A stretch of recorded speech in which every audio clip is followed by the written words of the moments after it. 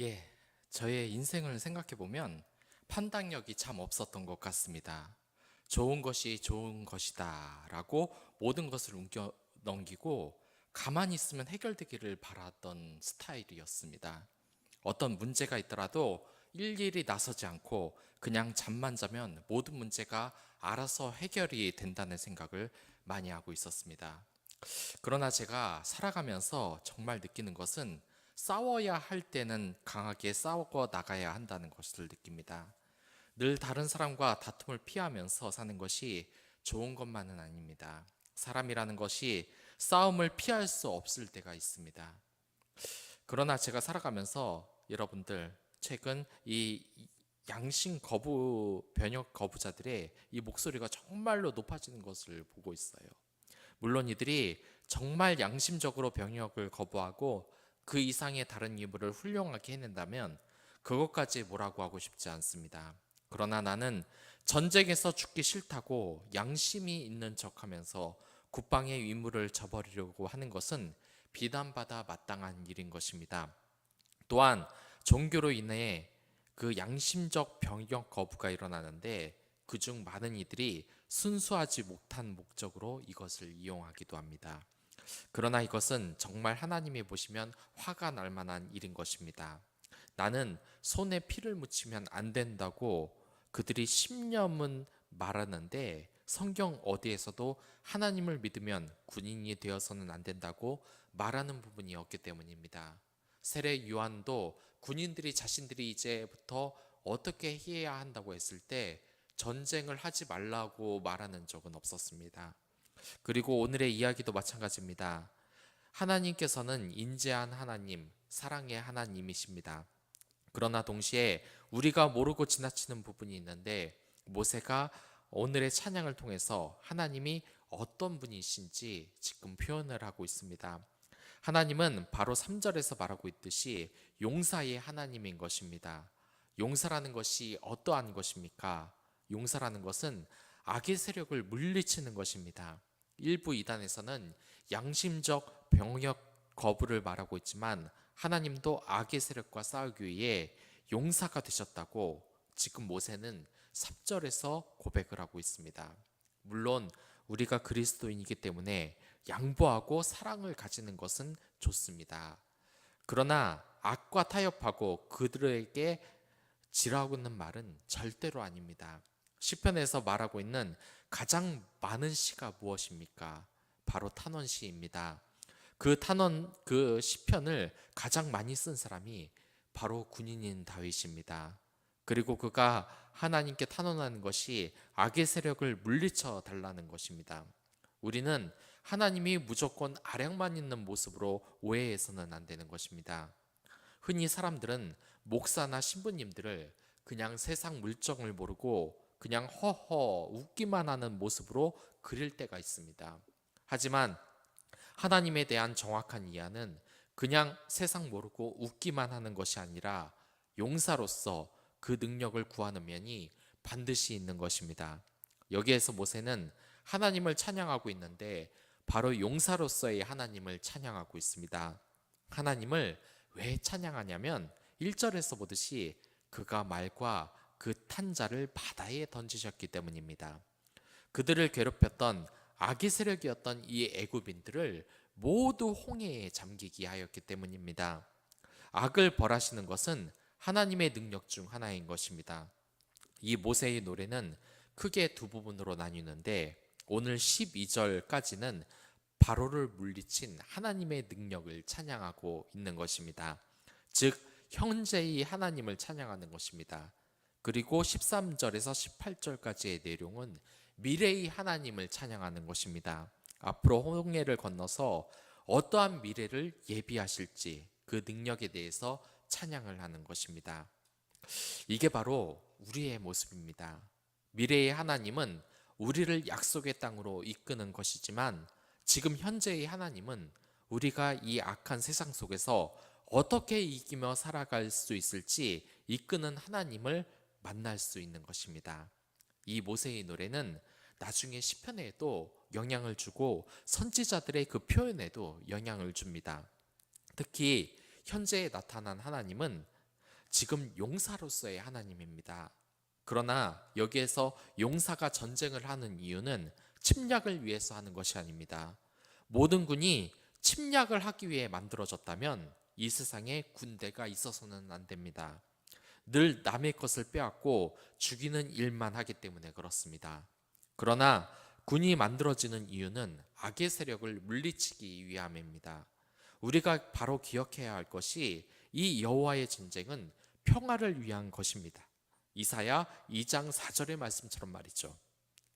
이 나라와 저 나라가 다시는 칼을 들고 서로 치지 아니하며 다시는 전쟁을 연습치 아니하리라.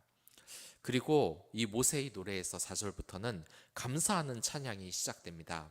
이 찬양이라는 것은 구원의 체험에서 오는 것입니다. 하나님께 정말 감사하는 체험을 한 사람은 찬양을 할 수밖에 없는 것입니다. 만약에 이러한 체험이 없다면 하나님께 감사하는 찬양도 일어나기 힘든 것입니다. 저는 믿지 않았던 사람들이 가득 차 있는 곳에 가면 느끼는 것이 있습니다. 아무리 찬양을 하고 말씀을 전해도 듣는 사람들에게 기쁨이 없다는 것입니다. 그것이 왜 그러냐면 아직까지 하나님에게서 은혜의 체험을 경험하지 못했기 때문입니다. 진정으로 하나님께 은혜를 받은 사람에게만 이러한 은혜의 체험이 있을 수 있는 것입니다. 특히 이러한 경험은 흔히 역전승의 경험에서 비롯됩니다. 혹시 나를 괴롭혔던 악의 세력이 멸망을 한 것을 여러분들 경험해 보신 적이 있으십니까? 나의 약점이라고 생각했던 것이 강점이 되고 상대방이 감점이라고 생각했던 것이 약점이 되는 그런 은혜의 경험 말입니다. 저는 체구가 작은 편입니다.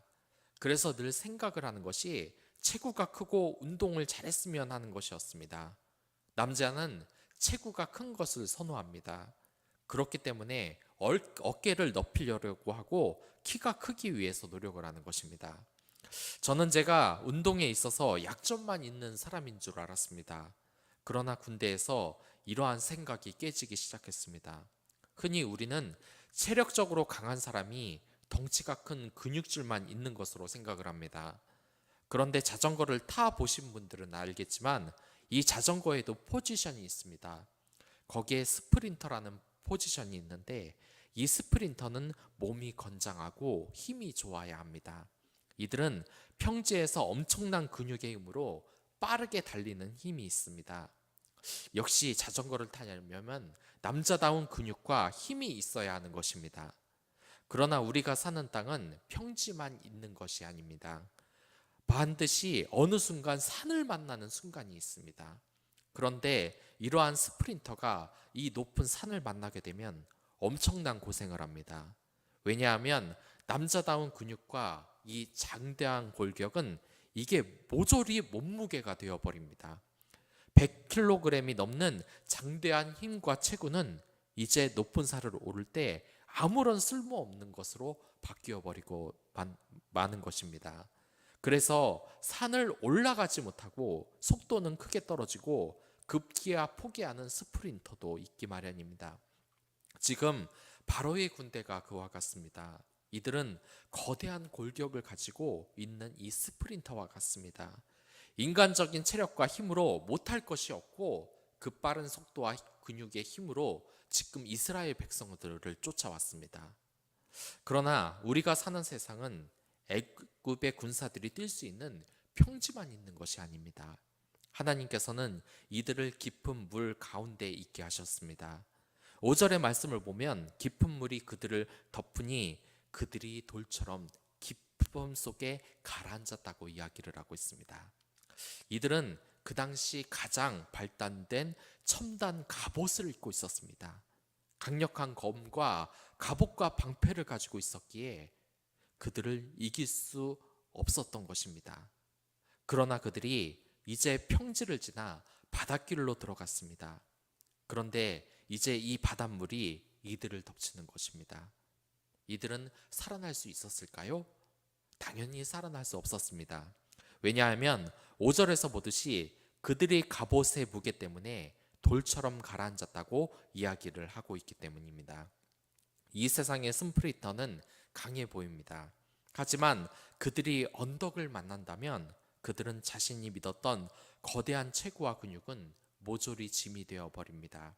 그리고 언덕을 만나면 이제부터 실력을 발휘하는 포지션이 있는데 그것이 바로 클라이머입니다. 이들은 작은 체구를 가지고 있습니다.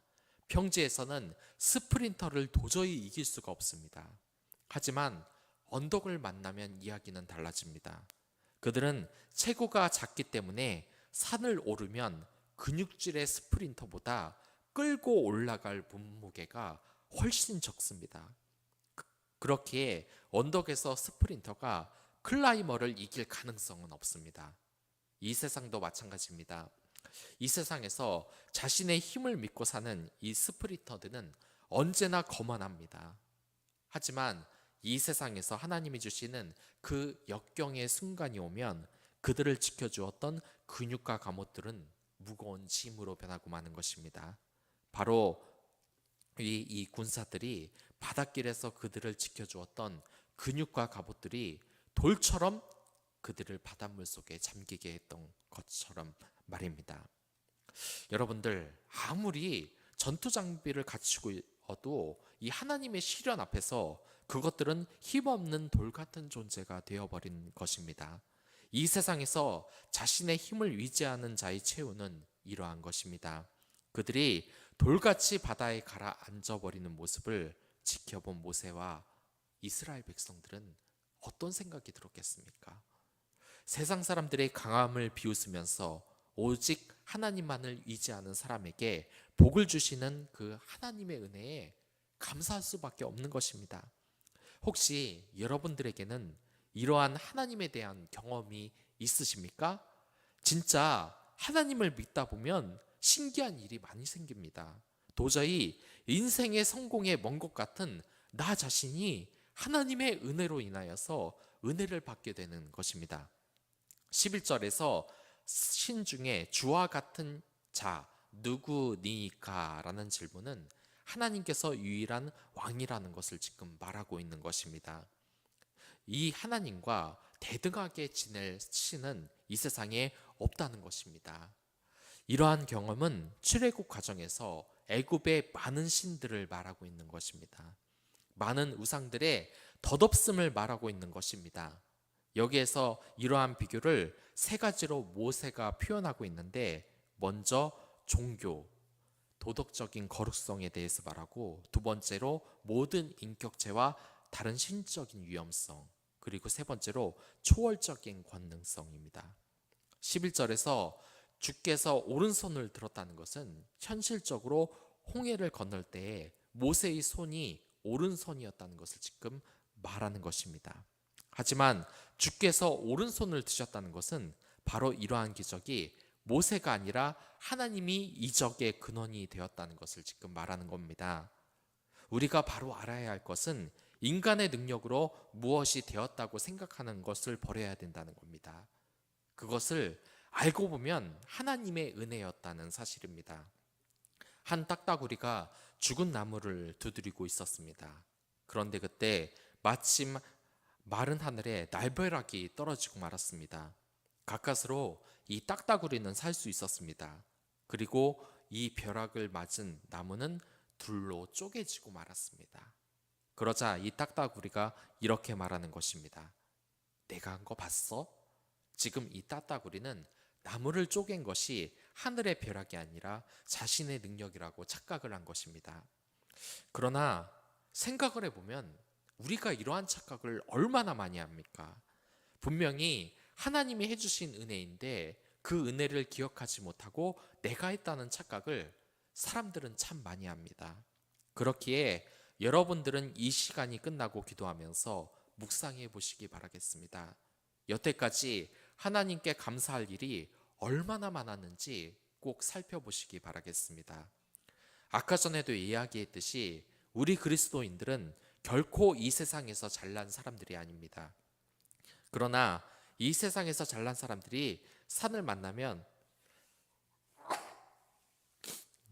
스프린터들이 산을 오르지 못하듯이 그러한 자들을 멸망시키고 못난 자들을 들어쓰시는 것이 바로 하나님인 것입니다.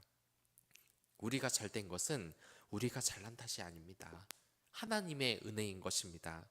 12절을 보면 하나님께서는 애굽의 병사들을 땅이 삼켰다고 말을 합니다. 이 요절을 보면 우리는 이 세상의 심판도 두려워할 필요가 없는 것입니다. 땅이라는 것은 소울, 곧 지옥과 같은 것을 의미합니다. 우리는 이미 하나님의 구원을 받았기 때문에 땅 또한 우리를 상하게 하는 존재가 아닙니다. 악의 무리를 상하게 하는 것이 바로 땅인 것이죠. 이 땅이라는 것, 그리고 홍해 바다는 이스라엘에게는 결정적인 구원의 도구가 됐습니다.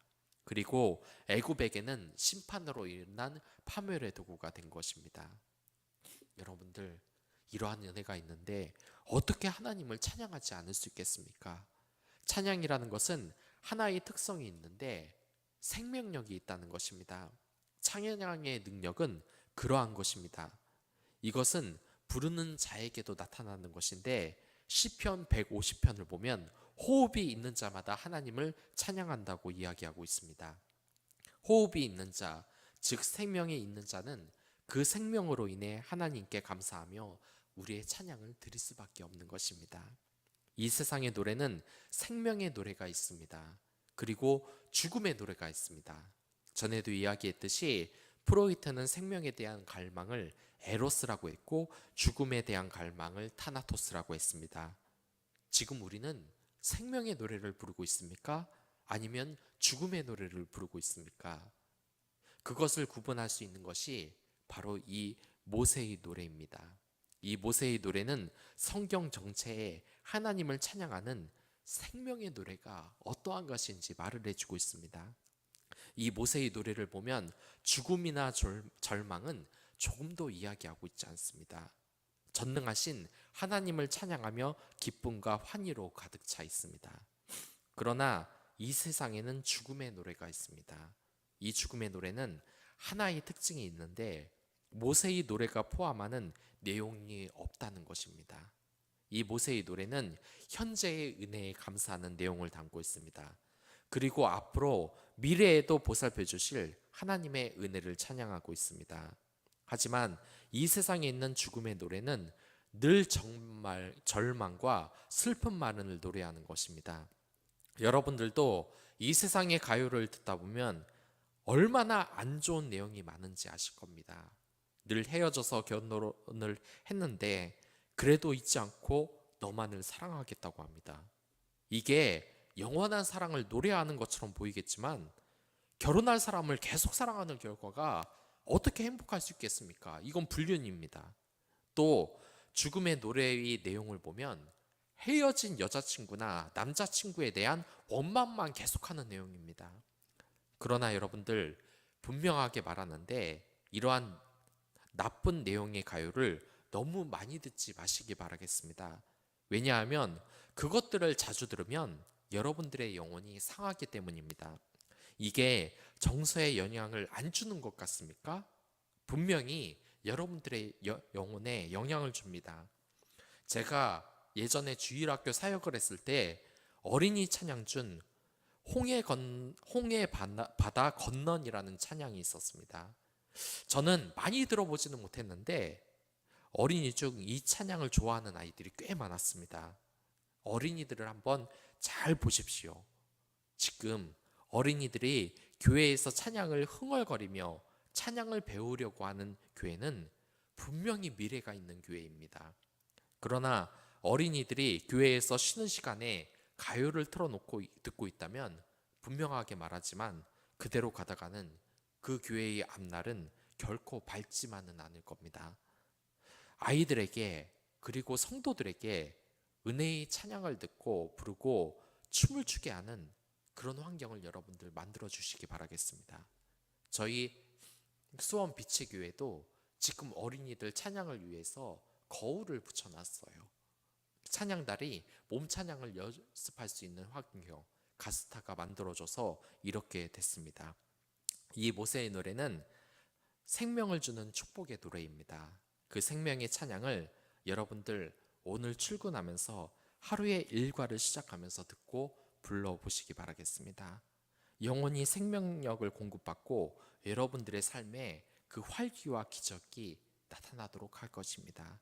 또한 감사하는 것을 찬양으로 불러보십시오. 힘이 나고 영혼이 힘을 얻는 것이 느껴질 것입니다. 예, 그럼 다 같이 기도하도록 하겠습니다. 하나님 아버지,